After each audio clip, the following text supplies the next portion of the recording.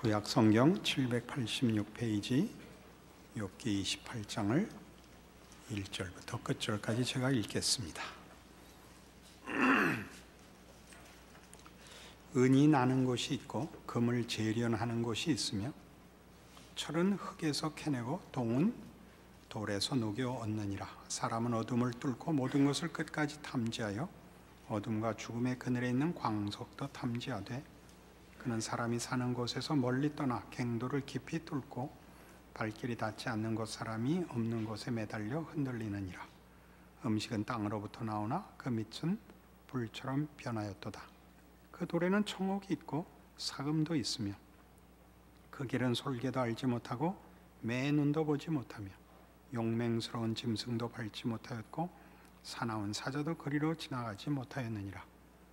사람이 굳은 바위에 손을 대고 산을 뿌리까지 뒤엎으며 반석에 수로를 터서 각종 보물을 눈으로 발견하고 누수를 막아 스며나가지 않게 하고 감춰져 있던 것을 밝은 대로 끌어내느니라. 그러나 지혜는 어디서 얻으며 명철이 있는 곳은 어디인고 그 길을 사람이 알지 못하나니 사람 사는 땅에서는 찾을 수 없구나. 깊은 물이 이르기를 내 속에 있지 아니하다 하며 바다가 이르기를 나와 함께 있지 아니하다 하느니라. 순금으로도 바꿀 수 없고 은을 달아도 그 값을 당하지 못하리니 오빌의 금이나 귀한 청옥수나 남보석으로도 그 값을 당하지 못하겠고 황금이나 수정이라도 비교할 수 없고 정금 장식품으로도 바꿀 수 없으며 진주와 벽옥으로도 비길 수 없나니 지혜의 값은 산호보다 귀하구나. 구수의 황옥으로도 비교할 수 없고 순금으로도 그 값을 헤아리지 못하리라. 그런즉 지혜는 어디서 오며 명철이 머무는 것은 어디인고 모든 생물의 눈에 숨겨졌고 공중의 새에게 가려졌으며 멸망과 사망도 이르기를 우리가 귀로 그 소문은 들었다 하느니라. 하나님이 그 길을 아시며 있는 것을 아시나니 이는 그가 땅끝까지 감찰하시며 온 천하를 살피시며 바람의 무게를 정하시며 물의 분량을 정하시며 비 내리는 법칙을 정하시고 비구름의 길과 우레의 법칙을 만드셨습니다. 그때 그가 보시고 선포하시며 굳게 세우시며 탐구하셨고 또 사람에게 말씀하셨도다. 보라, 주를 경외함이 지혜요 악을 떠남이 명철이니라. 욥기 27장에서 우리는 욥의 맹세를 보았습니다. 그의 맹세의 근거는 거룩하신 하나님이었습니다. 욥이 당하고 있는 현실이 무엇이냐 하는 것을 그는 자기의 이해관계나 자기가 납득하거나 혹은 분명한 것으로 자신을 근거로 삼지 않고 하나님을 근거로 삼아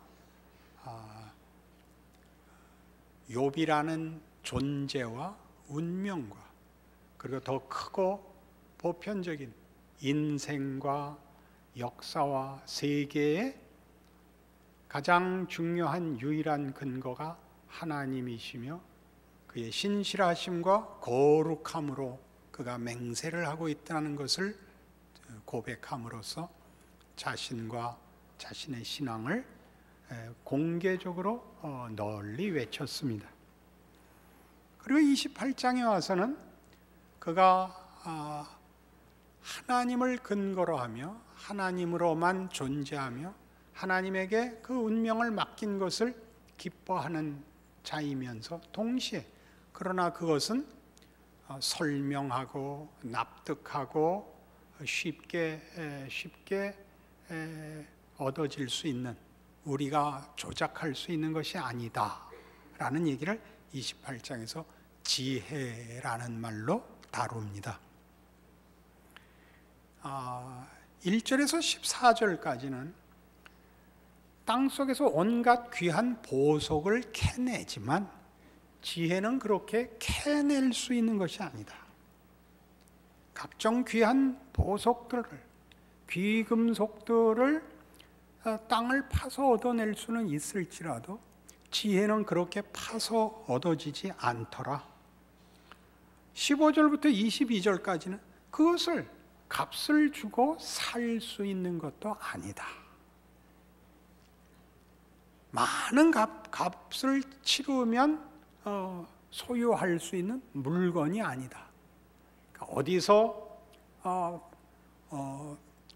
판에서 노력해서 얻어지는 것도 아니며 살 수 있는 것도 아니다 해서 결론이 23절에 가서 하나님이 그 길을 아시며 있는 곳을 아시나니, 하나님만이 지혜를 아신다. 하나님만이 갖고 계신다. 그리고 그 지혜를 지금의 세상에서 펼치시고 행하고 계시다. 그게 24절 이하에 있는 이는 그가 땅끝까지 감찰하시며 온 천하를 살피시며 바람의 무게를 정하시며 물의 분량을 정하시며 비 내리는 법칙을 정하시고 비구름의 길과 우레의 법칙을 만드셨습니다. 이건 만들었다가 아니라 그분이 만들어 지금 쓰고 있다 그 뜻입니다. 땅끝까지 지금도 돌아보시고 천하를 살피시고 그 일을 하고 계셔서 말하자면 자기가 당하는 지금의 현실도 하나님의 능력과 지혜와 선하심과 기뻐하시는 뜻 속에서 일어나고 있는 일이다. 이렇게 고백을 하는 것입니다. 결론이 재미있습니다. 28절이 이렇게 지금 일하시는 하나님이 또 사람에게 말씀하시기를, 여기는 말씀하셨도다 보라 이렇게 되어 있는데 지금 말씀하시기를 이라고 우리가 더 쉽게 풀어 쓸 수 있죠. 주를 경외함이 지혜요 악을 떠남이 명철이니라 라고 말씀하셨답니다. 우리는 이 28장 28절 말씀을 가지고 어떤 의미에서 욥기 1장에서 여기까지 왔는지 모릅니다. 그건 뭐였느냐 하면 사람이 이해관계를 떠나서 하나님을 섬길 수 있는가 하는 문제였죠. 그리고 그 문제를 확인하기 위하여 가장 신실한 욥에게 시련을 허락하셨습니다. 그가 당하는 모든 고통 속에서 욥은 우리 잘 알다시피 그가 억울하다는 호소를 했고 이럴 수는 없습니다 라는 비명을 질렀으며 친구들이 와서 너는 틀림없이 이 고난을 당하는 걸 보니까 네가 뭔가를 잘못한 탓에 하나님 앞에 벌을 받는 것이니 회개하라는 권면과 충고를 듣게 되는 장면을 여기까지 보아왔습니다. 욥의 대답은 그렇지는 않다였죠. 이것이 벌일 수는 없다. 내가 잘못한 이런 벌 받을 짓을 한 것이 없다. 그래서 우리 시작부터 이 욥기를 시작하는 하나의 설정이었습니다. 욥은 의로운 사람이었습니다. 그리고 우리는 알고 있습니다. 사단의 도전에 대하여 하나님이 답하신 것이라는 사실을, 그 결론도 압니다. 욥이 옳았고 친구가 틀렸다는 것을. 그렇다면 그의 고난은 무엇인가 하는 문제에서 친구들은 끝까지 인과응보 이외에 다른 해석을 내어놓지 못했습니다. 욥은 답은 모르지만 이것은 인과응보의 법칙을 벗어난다. 인과응보가 하나님의 의로우신 통치라면 지금 내게 일어나는 일도 그 의로우신 하나님의 어떤 통치다까지 온 것이죠. 근데 그게 무엇이냐는 나도 모르겠다. 금이나 보석은 땅에서 캐낼 수 있고 소원하는 것을 다 값을 치르고 살 수 있지만 이건 그렇게 얻을 수 없더라. 왜? 이건 하나님의 지혜이기 때문에 이렇게 왔습니다. 그래서 28절이 주를 경외함이 지혜요 악을 떠남이 명철이니라로 왔습니다. 조심해야 될 결론입니다. 왜? 이건 똑같은 28절을 놓고 세 친구와 욥이 다르게 쓰고 있기 때문입니다. 세 친구들은 어떻게 이 말을 썼느냐 하면 하나님 앞에 잘못했다고 고백해라. 그러면 하나님이 회복시켜 줄 것이다 로 썼죠. 욥의 말은 뭐냐 하면 지금 내가 당하고 있는 것을 잘 감수하는 것이 주를 경외하는 것이요 그것이 지혜고 명철이다 라고 깨우쳤다라고 말하는 것입니다. 뭐가 다를까요? 우리는 지혜와 명철을, 또는 더 우리가 이해하기 좋게 신앙이라는 말을 하나의 결과를 만들어내는 조건으로 씁니다. 28장 28절은 우리 다 알고 수긍하는 것이지만 욥의 고백은 전혀 다른 것이고, 같은 내용을 가지고 세 친구들이 욥을 공격했던 내용이기도 하다는 사실을 놓칩니다. 즉 우리에게 있어서 지혜는, 또 우리에게 있어서 신앙은 내가 원하는 결과를 얻기 위한 어떤 조건입니다. 하나님을 움직이는, 조종하는 우리의 조건입니다. 일종의 주문이 됐죠. 주문이란 뭐죠? 누가 이 결과를 이루어 주는지는 모르지만 이 주문을 외우면 어떤 초월적인 결과가 일어난다는 것만 아는, 그것을 주문이라고 합니다. 우리 잘 아는 열려라 참깨죠. 그럼 문이 열린다는 걸 압니다. 누가 열어주는지, 그 말을 왜 들어주는지는 모르는 것, 그게 주문이죠. 여호와를 경외하는 것이 지혜요 악을 떠나는 것이 명철이라는 말은 그보다 크다 이거죠. 여호와를 경외하고 순종한다면 어떤 경우도 감수해라라는 것이죠. 하나님의 통치가 우리의 기대와 요구보다 크다는 사실을 기억하고 이렇게 된 결론입니다. 이 말이 만만치 않기 때문에 우리 조금 이 28장에서 얘기하는 지혜, 여호와를 경외하는 것이 지혜라는 그 말이 무엇인가를 지금 이 문제에서 분명하게 이해하고, 이것이 주문이 되지 않기를, 이걸 내세우면 결과가 자동적으로 떨어지는 하나의 기술이거나 법칙이 아니라는 걸 기억하고, 그럼 성경이 여호와를 경외하는 것이 지혜요 악을 떠나는 것이 명철이라는 말이 무엇을 가르치는 것인가를, 욥의 고백을 이해하기 위하여 성경의 몇 장면들, 몇 설명들을 따라가 볼 필요가 있습니다. 눈이 오는 날은 은혜가 넘친다, 그런 말이 있습니다. 그러니까 이제 잘 한번 따라와 보십시다. 마태복음 11장에 가십시다.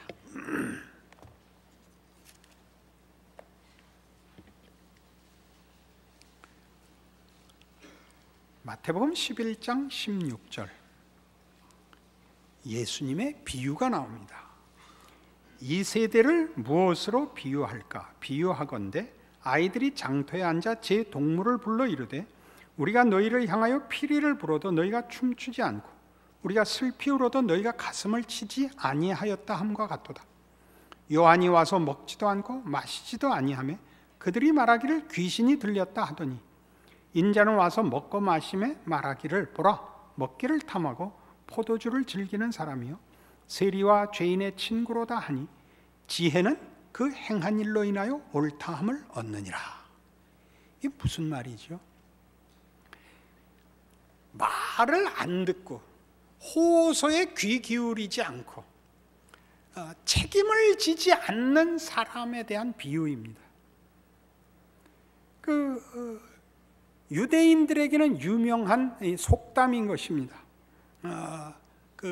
우리 속담 같은 거, 발 없는 말이 천리를 간다. 그럼 무슨 말인지 다 알죠. 티끌모아 태산이다. 그럼 무슨 말인지 다 알듯이 이사야에 나왔던 비유이죠. 장터에 앉아 동물을 불러 피리를 불면 기뻐하고 슬피 울면 가슴을 쳐야 되는데 피리를 부니까 음이 맞느니 안 맞느니 하고 가슴을 쳤더니 그러면 옷이 찢어진다라고 얘기하지 공감하고 동참하지 않더라. 친구인데 요한이 오니까 세례 요한의 가르침에 대해서는 반응을 안 하고 먹지도 않고 마시지도 않으니까 귀신이 들렸다 그러더니 나는 와서 먹고 마시니까 먹기를 탐하고 포도주를 즐기는 사람이라 라고 흉만 보았지 그 말을 들으려고 하지 않더라. 그러면서 지혜는 그 행한 일로 인하여 옳다함을 얻느니라 라고 결론을 내십니다. 그러니까 신앙은 하나님을 경외하는 것은 하나님의 통치에 자신을 맡기는 것이거든요. 하나님이 시간과 공간을 만드시고 그 속에서 일하시는 하나님이라는 걸 인정하여 우리의 운명과 우리가 사는 시대와 그 역사의 목적과 전 우주적 범위에 대한 하나님에 대한 신뢰가 믿음이라는 말로 본인의 삶 속에서 구체화돼야 되는데 그건 안 하고 믿음이라는 이름으로 행하지 않고 안심과 만족을 얻으려고 하든가 아니면 이렇게는 못하겠습니다라고 불평만 했지 실제로는 동참하여 순종하고 자기를 맡기지 않더라. 그 비유를 하는 것입니다. 여호와를 경외하는 것이 지혜라는 말은 하나님께 잘하여 겪고 싶지 않은 결과를 면제받고 자기가 원하는 현실을 받는 것이 경외가 아니라 나와 내 인생과 내가 사는 우주와 역사가 하나님 손에 있으므로 맡긴다고 살아나가는 그것이 지혜요, 그것이 믿음이라 라고 욥이 드디어 이 자리에 와서 고백하는 것입니다. 만만치 않은 것이죠. 이런 건 어떨까요? 그러면 로마서 8장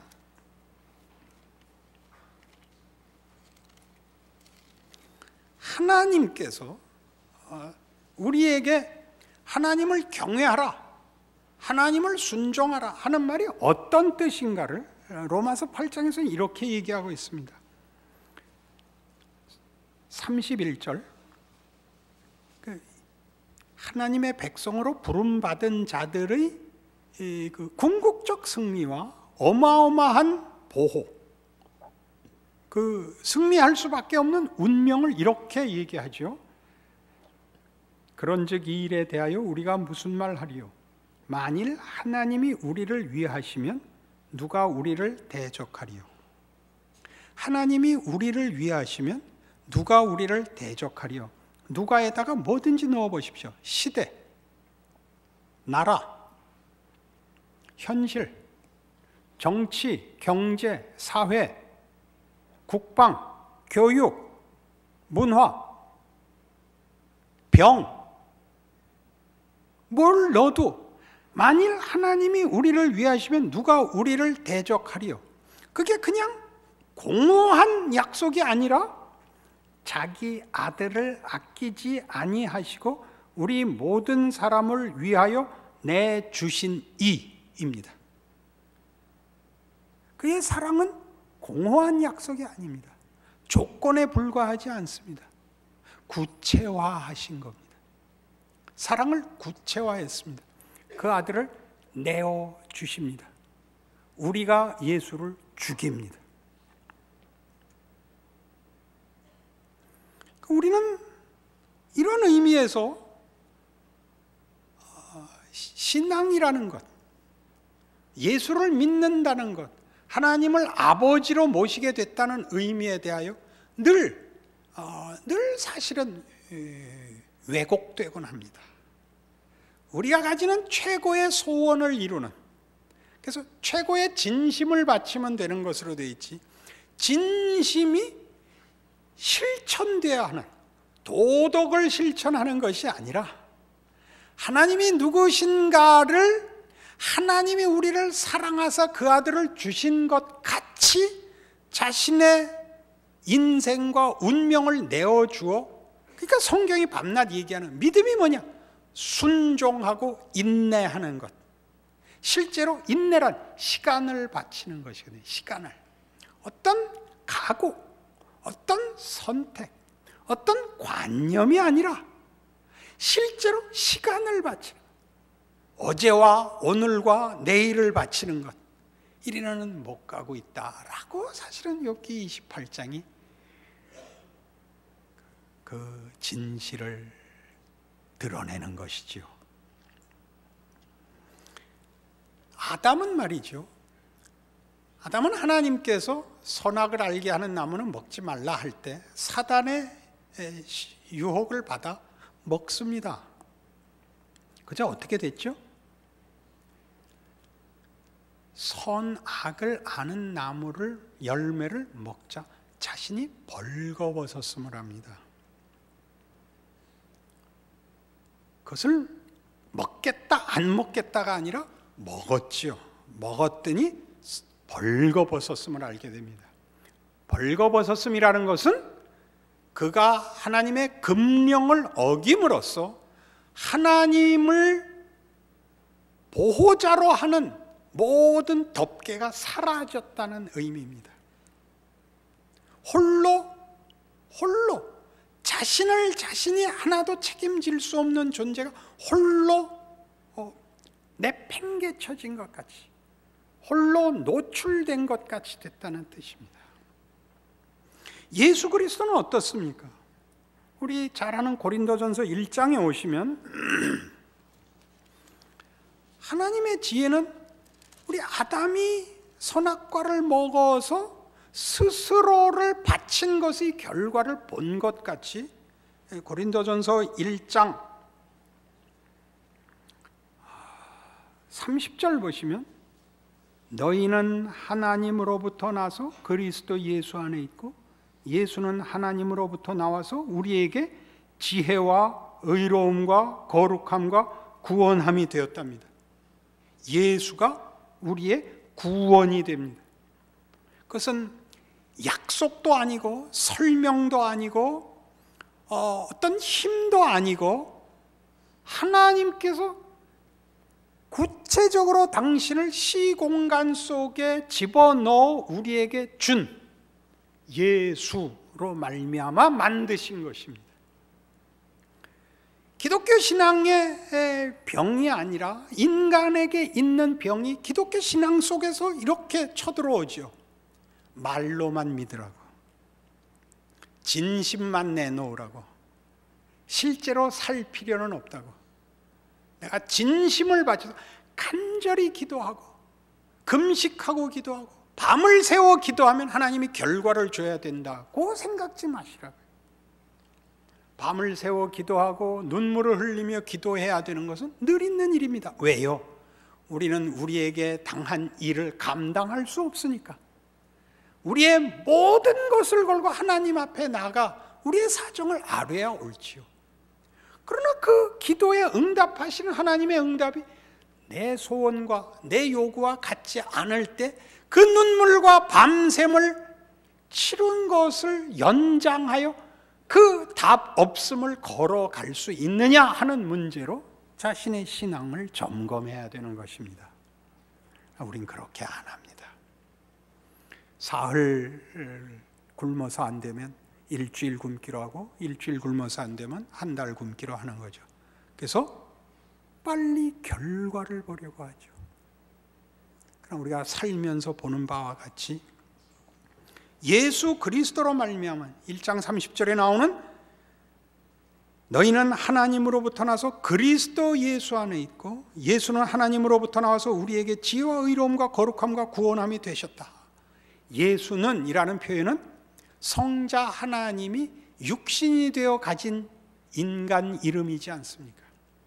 시간과 공간 속에 들어와 우리에게 예수 안에서 하나님의 지혜, 하나님을 경외하여 받아내는 구원과 그리고 의로움과 거룩함을 시공간 안에서 구체화하고 실체화하여 우리의 것으로 주시기 위하여 하나님이 일하신 역사적, 공간적 실체입니다. 예수는.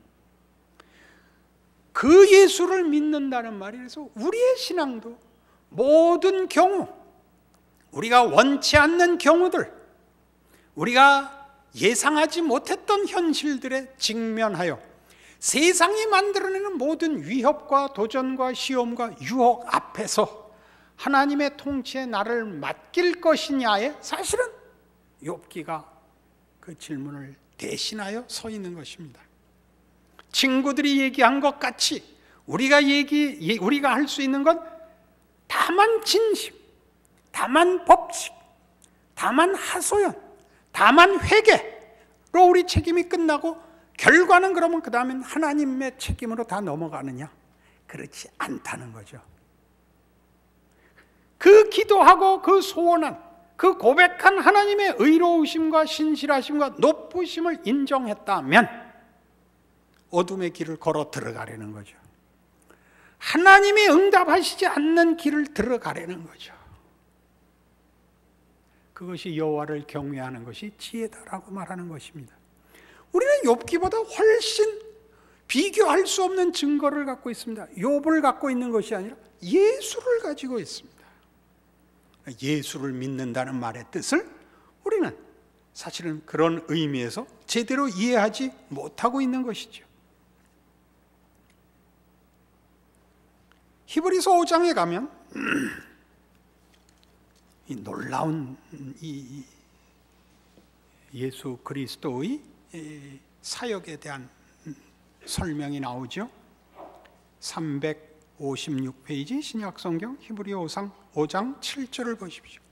예수의 생애, 예수의 사역, 예수의 성육신과 고난의 의미를 이렇게 얘기합니다. 7절. 그는 육체에 계실 때에 자기를 죽음에서 능히 구원하실 이에게 심한 통곡과 눈물로 간구와 소원을 올렸고 그의 경건하심으로 말미암아 들으심을 얻었느니라. 경건하심이 뭐죠? 우리 오늘 본 욥기 28장 28절에 나오는 여호와를 경외하는 것이 지혜입니다. 그걸 말합니다. 지혜는 우리 신약시대 성도들에게는 믿음일 것입니다. 믿음. 그가 아들이시면서도 받으신 고난으로 순종함을 배워서 온전하게 되셨다. 이게 무슨 뜻입니까? 시간과 공간 속에 하나님의 통치의 신실함을 구체화했다 이거죠. 순종하여 하나님의 통치에 경외함을 받으실 하나님의 경배받아 마땅한 하나님을 실체화했죠. 개념이 아니고 약속에 불과하지 않고 한 인격 속에서 역사 속에 실체로 구체화했다는 거죠. 하나님이 누구신가가, 하나님을 어떻게 믿을 만한 분인가가 구체화됐다는 거예요. 만질 수 있게, 보고 들을 수 있게, 우리가 찔러 피가 나오고 우리가 배신하여 가시관을 씌워 그의 비명을 들음으로써 변명할 수 없고 속일 수 없고 외면할 수 없게 확인했단 말이죠. 그리하여 뭐라는 거예요? 그가 아들이시면서도 받으신 고난으로 순종함을 배워서 온전하게 되셨은즉. 뭐가 온전해졌죠? 시 공간 속에서의 구체화, 하나님의 통치의 신실하심의 실체를 이루셨죠. 하나님이 다른 방법으로 못한다는 것이 아니라 우리를 위하여 우리가 알고 우리가 보고 우리가 만질 수 있고 알아보게 증거를, 움직일 수 없는 증거로 역사 속에 그 아들을 보내셨고 죽이셨죠. 자기에게 순종하는 모든 자에게 영원한 구원의 근원이 되시고, 예수 그리스도께서 영원한 구원의 그 근원이 되실 수 있는 이유, 하나님이 시간과 공간을 쥐고 계시는 주인이심을 예수 안에서 봅니다. 그 안에 있는 인간들의 반역과 배신과 그 저항과 죄악됨으로 말미암아 일으키는 그 아들 구원자를 죽이는 그 극악무도한 현실을 끌어안는, 건져내는 하나님의 손길을 보는 것입니다. 그러니 예수를 믿는다는 말의 크기를 이해하십시오. 늘 흠없고 점없고 자책하지 않는 신앙을 가지려고 자꾸 문질러 대지 마시고 실수하십시오. 배반하십시오. 그리고 우리가 우리를 믿고 살지 않고 이 모든 것을 몸소 겪으신 예수 안에서 우리를 불러내시고 자기 아들로 삼으시며 여호와를 경배하라고 외치시는 하나님을 신뢰하십시오. 우리가 잘해야만 받아주시는 하나님이 아니요, 우리의 변명과 기만과 왜곡과 말할 수 없는 패역함 속에서도 하나님이 우리를 향하여 당신의 신실하심과 구원과 능력을 베풀고 계시다는 사실을 인정하십시오.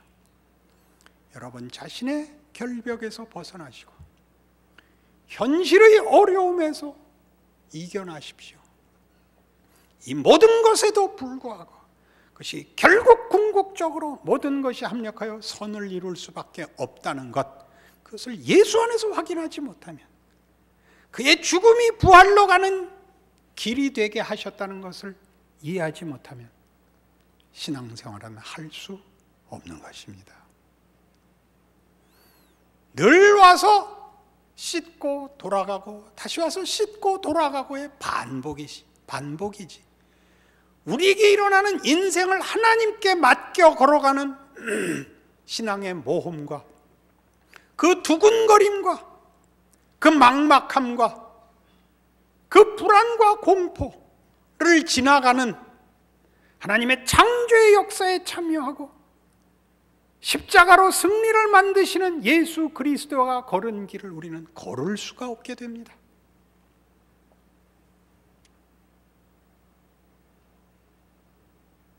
어느 인생이 쉬운 게 있으면, 우리의 인생의 여정 속에, 세상 속에 믿을 수 있는 게 뭐가 있습니까? 아무리 보완을 하고 아무리 준비를 해도 세상에서는 인간을 복되게 하는 것이 없는 줄 우리가 충분히 경험하고 있습니다. 아무리 이겨도 아무리 떠밀어도 해결되지 않는 것 속에 불안과 공포를 각오하고 살아야 하는 현실, 저기 밖에 있는 것도 아니요, 사회에 있는 것도 아니요, 내 안에 있다는 사실, 그 모든 것에도 불구하고 로마서 8장 31절과 32절에서 방금 본 바와 같이 하나님이 우리를 위하시면 누가 우리를 대적하리요? 그 아들을 아끼지 아니하시고 내어주신 이가 어찌 그 아들과 함께 모든 것을 은사로 주지 아니하시겠느뇨? 라는 답에 올 수밖에 없고, 거기에 오지 않고는 신앙생활이 불가능하고, 이 자리에 오기 위해서는 욥기 28장까지 와야 되는 것입니다. 예수를 믿는 무시무시함을 기억하십시오. 그리고 우리의 이 짧은 인생, 별것 아닌 한 인생 속에 하나님이 함께하사 그의 모든 창조의 능력과 부활의 능력으로 우리를 인도하고 계신다는 사실을 기억하십시오. 예수를 믿는다는 말이 가지는 놀랍고 위대하고 감사한 운명이지요. 그 감사가, 그 믿음이 여러분의 인생과 삶의 결국의 자리에 여러분을 인도하고 여러분으로 담대하게 하고 진심을 행사하는 기가 막힌 인생이 되시기를 바랍니다. 기도하십시다. 하나님 아버지, 예수를 믿는다는 말에 놀라움을 확인합니다. 여호와를 경외하는 것이 지혜요 악을 멀리하는 것이 명철입니다. 그렇습니다. 하나님의 통치와 신실하심과 의로우심과 선하심과 자비하심과 전능하심과 우리를 사랑하심을 예수 안에서 확인한 대로 우리가 순종하고 따르고 우리의 인생을 맡겨야 됩니다.